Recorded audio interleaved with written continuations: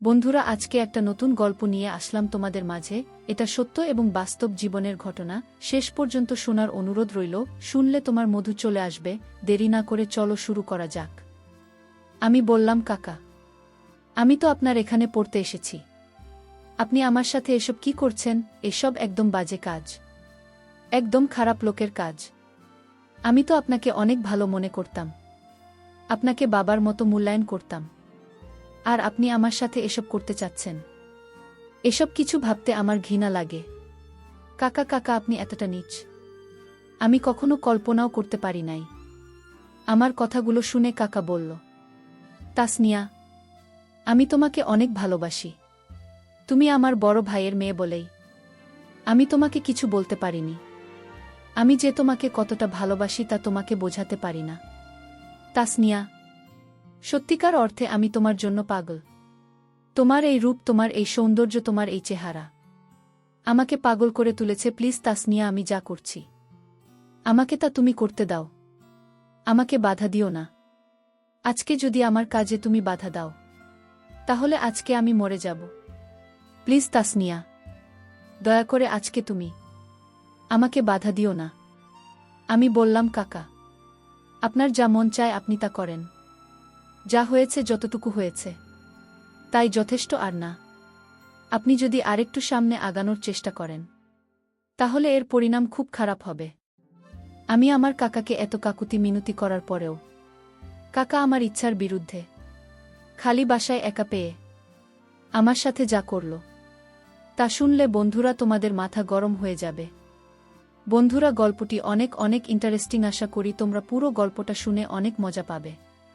আর বন্ধুরা, তোমাদের নিকট আমার ছোট্ট একটি অনুরোধ, তোমরা দয়া করে আমার চ্যানেলটিকে সাবস্ক্রাইব করে আমাকে সাপোর্ট করবে। হ্যালো বন্ধুরা, আমি তাসনিয়া ফারিন নোভা। বর্তমানে আমার বয়স 25। বর্তমানে আমি একটি বিশ্ববিদ্যালয়ের পড়াশোনা করছি।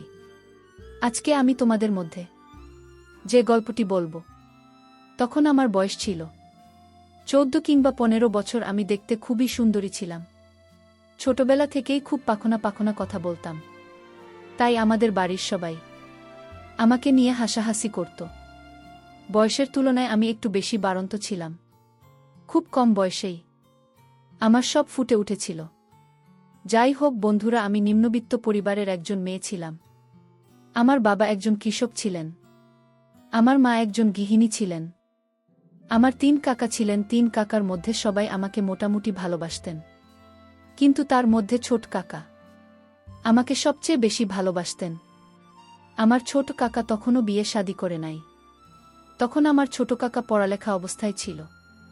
আমার ছোট কাকা আমাকে অনেক বেশি আদর করত। আমি বুঝতে পারতাম, কিন্তু আদর করার ছলে আমার ছোট কাকা ছোটবেলা থেকেই মাঝে মধ্যে আমার সাথে অদ্ভুতভাবে আচরণ করত। আমার বয়স তখন কম ছিল, তো তখন আমি খুব একটা বেশি বুঝতে পারি নাই। কিন্তু যখন আমি বড় হতে লাগলাম, আমার বয়স বাড়তে লাগল, তখন আমি কাকার এই আচরণের মর্ম আস্তে আস্তে অনুভব করতে শুরু করলাম। একদিন কাকা অনেক দূরে মেলায় গিয়েছিল।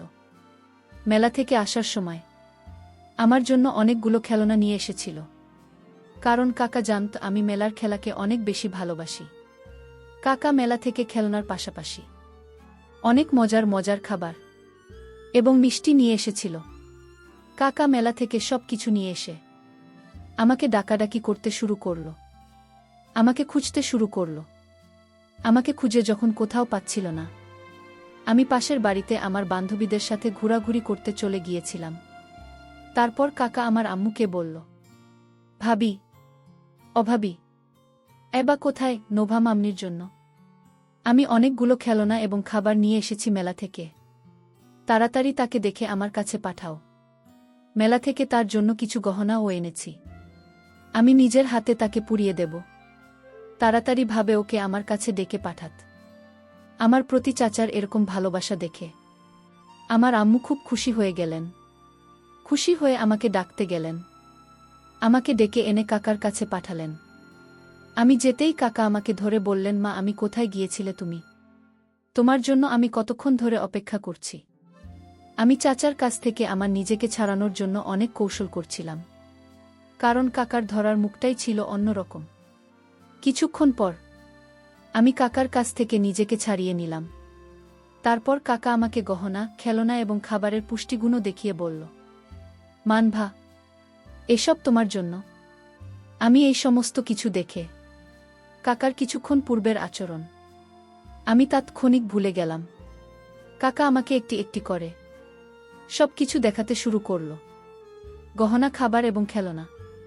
আমি দেখে খুব খুশি হয়ে কাকাকে বললাম, কাকা, তুমি আমাকে অনেক ভালোবাস, তাই না? যে কারণে তুমি এগুলো এনেছ। আমিও কাকা তোমাকে অনেক বেশি ভালোবাসি।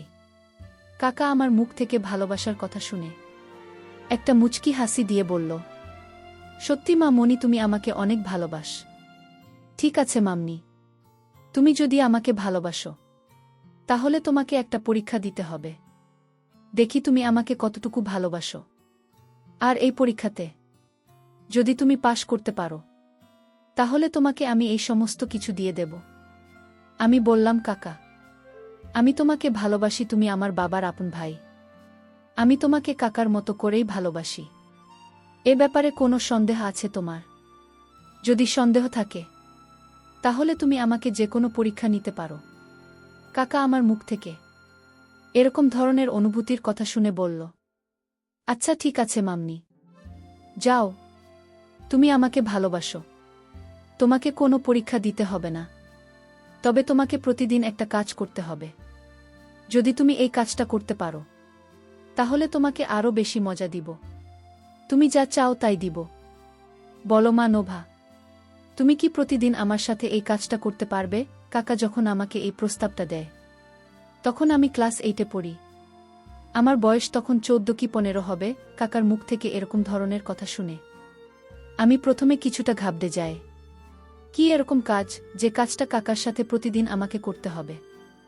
আমি প্রথমত খুব ভয় পেয়ে যাই, না জানি কি কাজ করতে বলে কাকা। কিন্তু কাকার চোখে মুখে ভিন্ন এক চাপ আমি দেখতে পেয়েছিলাম। তারপর আমি কাকাকে বললাম, কাকা, কি এমন কাজ যে কাজটা তোমার সাথে প্রতিদিন করতে হবে, আর এই জন্য তুমি আমাকে প্রতিদিন অনেক মজা দিবে? যদি করার মতো হয় তাহলে কাকা অবশ্যই তোমার সাথে আমি কাজ করব। আর যদি করার মতো না হয় তাহলে তো কিছু করার নেই। একটু বলো কাকা প্লিজ, বলো না কাকা, একটু প্লিজ। এত ঘোরাচ্ছে কেন? কাকা আমার মোটিভেশন বুঝে কথাটাকে ঘোরানোর চেষ্টা করছে। কাকা বলল, আচ্ছা ঠিক আছে মাম্মি, তোমাকে বেশি কিছু করতে হবে না। তুমি প্রতিদিন রাতে 8টা থেকে 9টা পর্যন্ত আমার কাছে সে পড়তে হবে। আমি তোমাকে খুব মনোযোগ সহকারে পড়াব, তোমাকে সামনে ভালো রেজাল্ট করতে হবে। কাকা আমাকে পড়াবে। কথাটা শুনে আমার কাছে খুব ভালো লাগল। এর আগে কাকাকে অনেকবার বলেও আমাকে পড়াতে রাজি করাতে পারি নাই। কাকার নিজের পড়ালেখা এবং আরও ব্যস্ততা ছিল।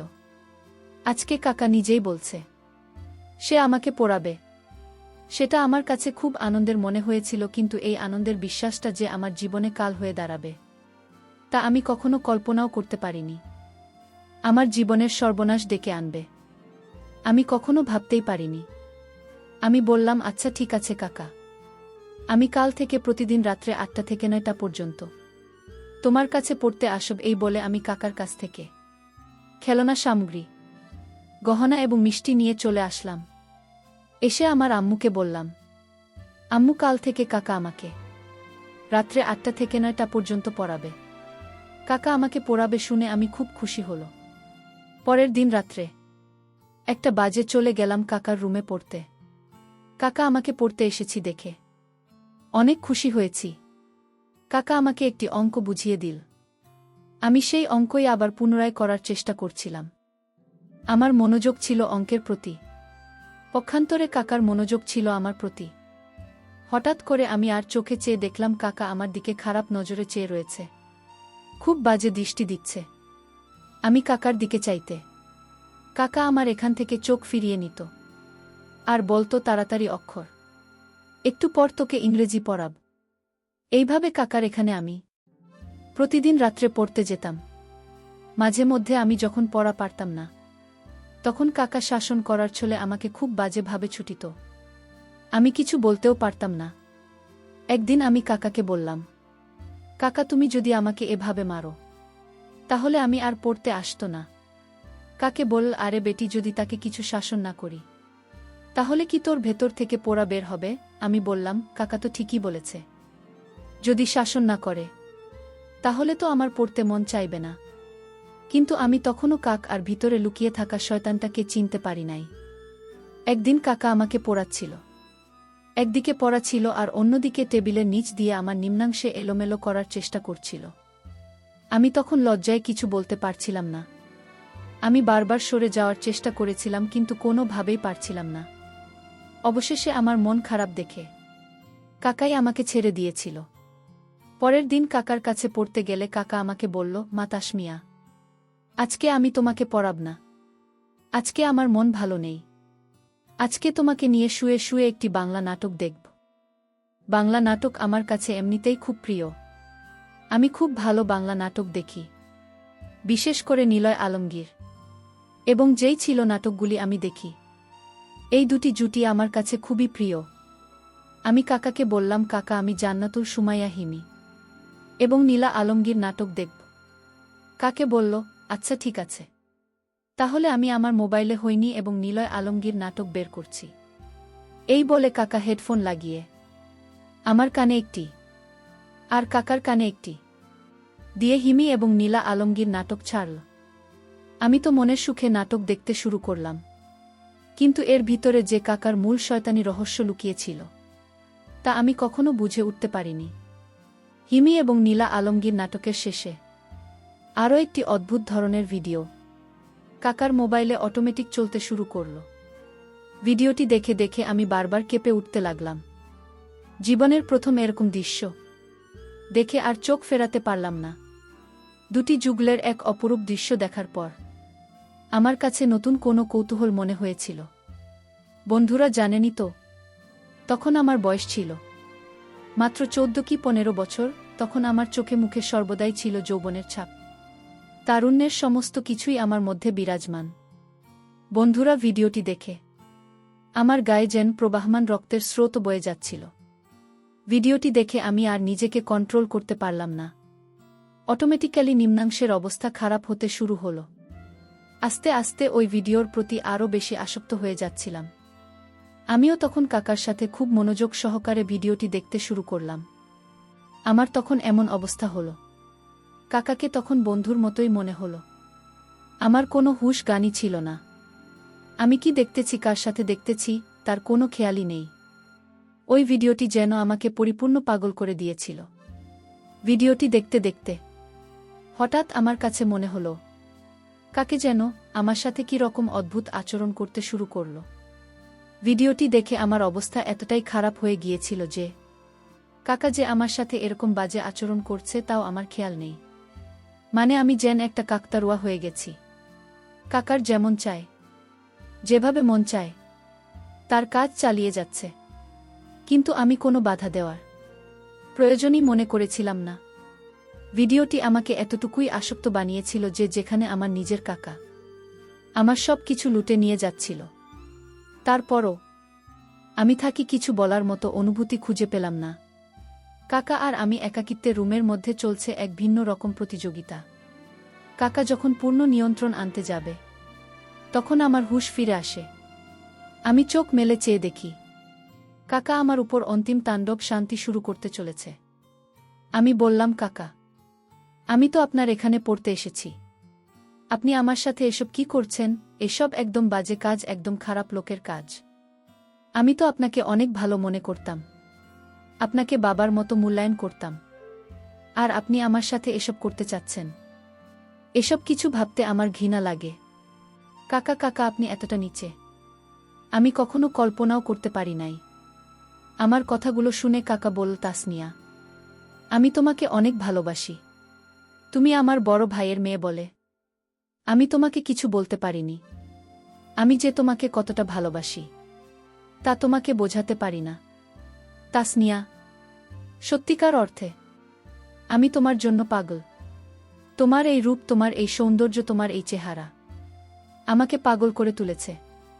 প্লিজ তাসনিয়া, আমি যা করছি আমাকে তো তুমি করতে দাও, আমাকে বাধা দিও না। আজকে যদি আমার কাজে তুমি বাধা দাও তাহলে আজকে আমি মরে যাব। প্লিজ তাসনিয়া, দয়া করে আজকে তুমি আমাকে বাধা দিও না। আমি বললাম, কাকা, আপনার যা মন চায় আপনি তা করেন। যা হয়েছে, যতটুকু হয়েছে তাই যথেষ্ট। আর না, আপনি যদি আরেকটু সামনে জাগানোর চেষ্টা করেন তাহলে এর পরিণাম খুব খারাপ হবে।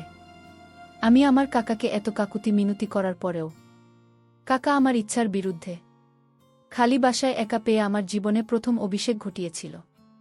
জীবনে প্রথম আমি এরকম পরিস্থিতিতে আমার হৃদয়ে রক্তক্ষরণ হয়েছিল। তারপর থেকে বন্ধুরা, আমি আমার কাকার ধারে কাছেও আমি যাইনি।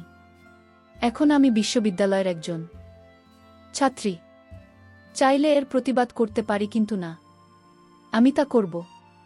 এতে আমার বাবা এবং চাচার মধ্যে বড় ধরনের ঝগড়া হতে পারে। তাই এর বিচার একজনের কাছে দিয়ে দিলাম। ভাবলাম কোনো না কোনো দিন হয়তো এর বিচার পাবে।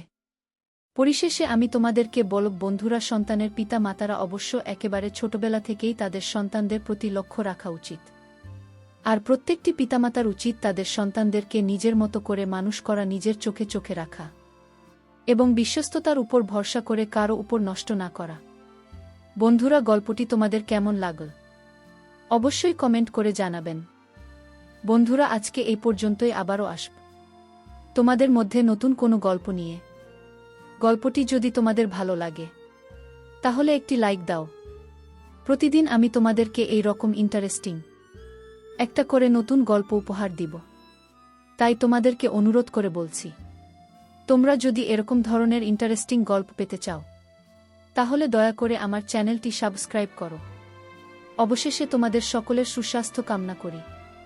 ভিডিওটি দেখার জন্য তোমাদের সকলকে অসংখ্য ধন্যবাদ।